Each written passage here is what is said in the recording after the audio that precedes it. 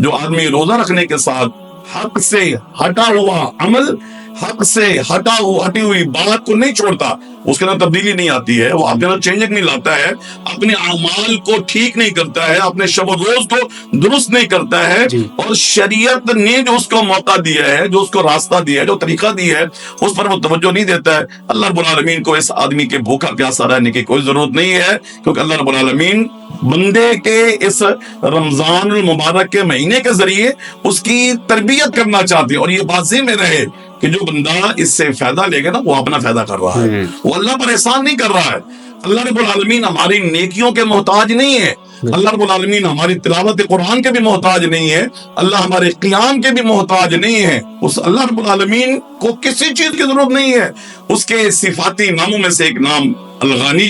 وہ بے نیاز ہے، اللہ الصمد، بے نیاز ہے، کسی کا محتاج نہیں ہے،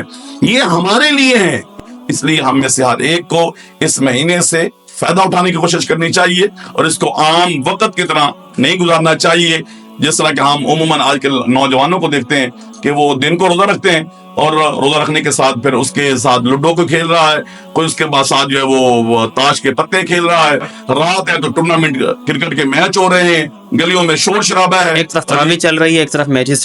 چل رہے ہیں، تو یہ ایک بدقسمتی ہے، اور ہم سمجھتے ہیں کہ نوجوانوں کو اس چیز پر توجہ دینی چاہیے، حکمرانوں کو بھی توجہ دینی چاہیے، اور بچوں کے جو والدین ہیں ان کو بھی اس پر اپنی ذمہ داری کو محسوس کرتے ہوئے اس کا خیال رکھنا چاہیے۔